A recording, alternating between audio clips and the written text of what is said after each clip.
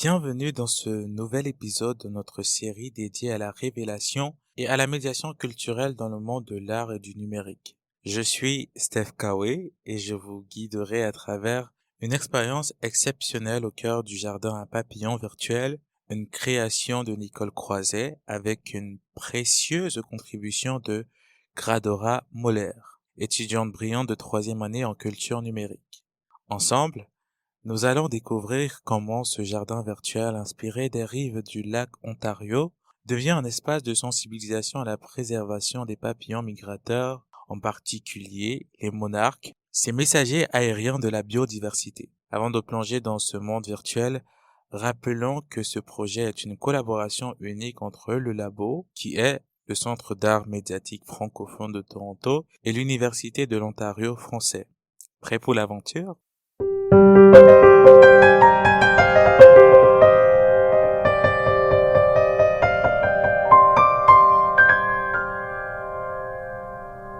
Le jardin à papillons virtuel à travers le prisme d'un moteur de jeu vidéo nous invite à explorer un écosystème riche et interactif. En plongeant dans cet environnement, nous sommes témoins de la magie de la migration des papillons monarques. Une danse délicate mise en péril par l'empreinte humaine.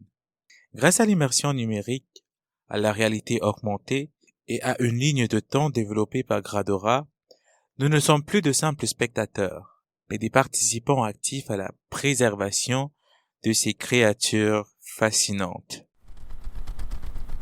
Avant de vous laisser découvrir respectivement les pensées et inspirations de Nicole Croiset et de Gradora Moller, je vous invite à une expérience unique. Fermez les yeux et prêtez l'oreille à une immersion sonore qui vous transportera au cœur de la nature, sur les rives du lac Ontario. Ces sons, capturés par l'artiste Nicole elle-même, ne sont pas de simples enregistrements. Ils sont le cœur battant de son œuvre interactive, une invitation à ressentir la présence vibrante et délicate des papillons et de leur habitat menacé. Laissez-vous envelopper par cette atmosphère auditive et préparez votre esprit à un voyage à travers la créativité et la médiation numérique. 4 octobre.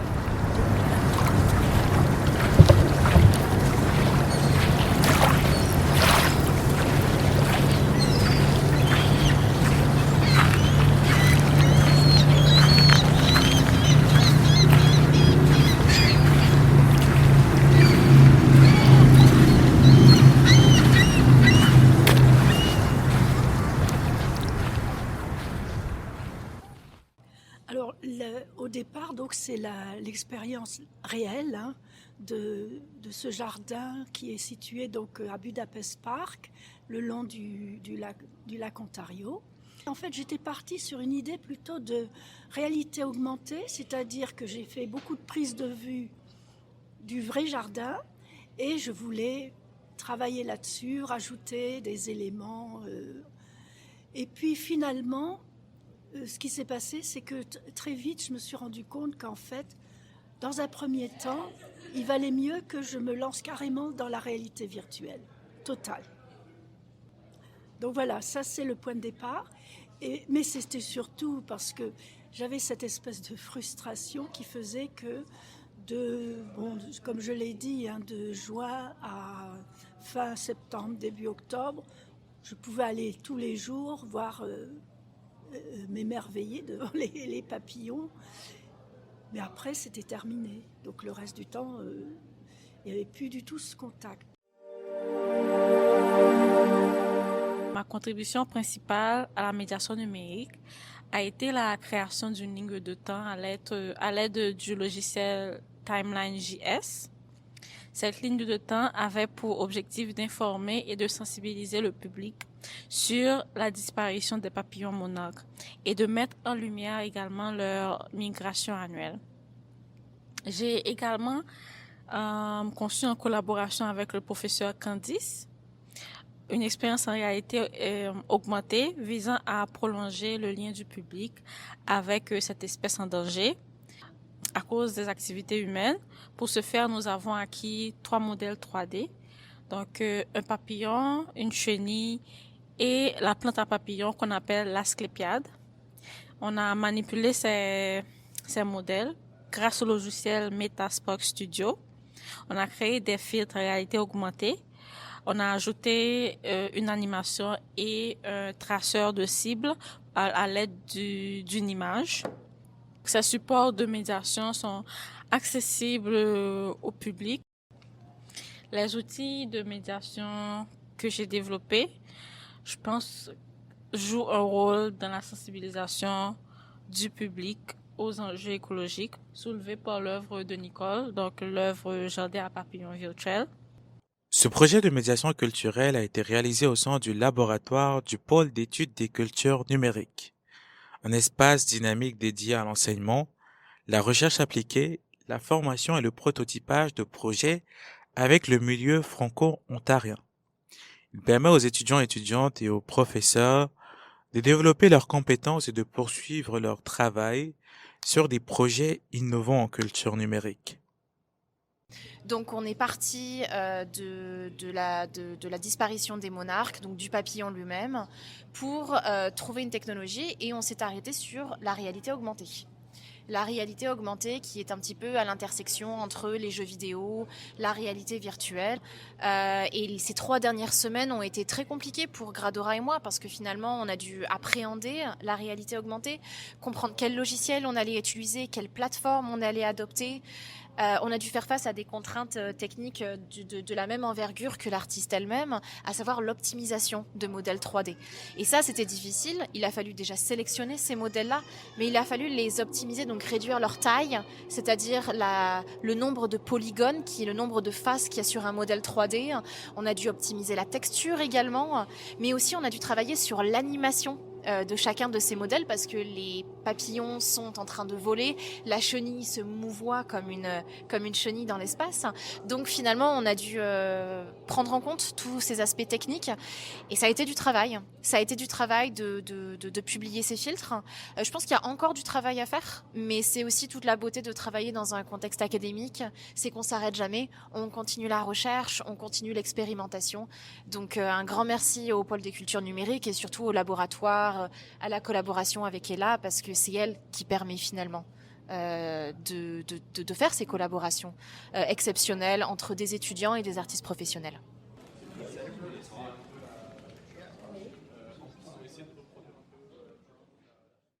Après avoir exploré les profondeurs de cette œuvre virtuelle et sa médiation, voyons maintenant comment elle a résonné auprès de David lors du vernissage le 22 mars 2024 au foyer de l'UOF. Dans l'œuvre qui nous a été présentée, le contraste entre la nature, les papillons et puis le personnage qui est très très très futuriste.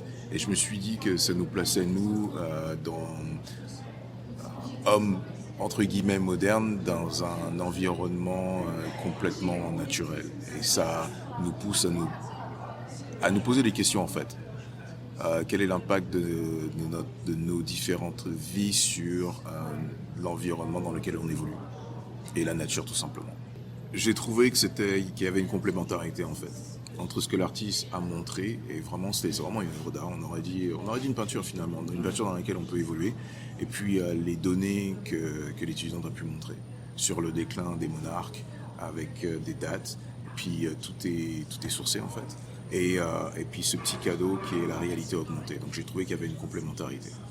Diana Ouvrard, la directrice générale du labo, nous partage ses commentaires sur l'importance de telles initiatives artistiques et numériques dans notre société. Aujourd'hui, les arts, je pense que c'est important que ça vienne avec un accompagnement à côté. Peut-être pas toujours, mais il y a vraiment beaucoup d'œuvres d'art qui s'y prêtent. Et comme ce jeu, ou en tout cas cette expérience virtuelle, se prête à un accompagnement de médiation culturelle. Parfois, on dit que l'art est très élitiste. L'art peut faire peur. Il y a des gens qui ne se sentent pas concernés par l'art, ou du moins qui se sentent pas légitimes de venir voir une exposition. Et la médiation culturelle, en fait, c'est le pont. C'est essentiel, et je suis tellement heureuse qu'on fasse ce projet ensemble avec le pôle en culture numérique et les étudiants, parce que ils sont en train de créer ce pont qui est vraiment très important. Et donc là, le travail de Gradora intervient avec la visualisation de données, où on va vraiment expliquer comment le cycle de vie du papillon monarque, comment en 20 ans, 30 ans, on voit à travers des chiffres, des données vraiment scientifiques, à quel point leur habitat a été réduit. Il y a aussi des solutions.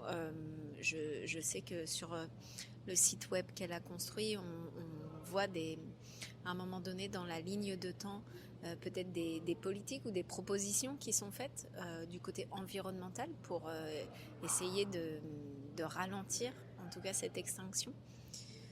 Je pense que l'avenir de la médiation culturelle à l'ère numérique est prometteur. Avec l'évolution constante des technologies, nous pouvons nous attendre à ce que la médiation culturelle devienne plus interactive, plus immersive et accessible à un large public.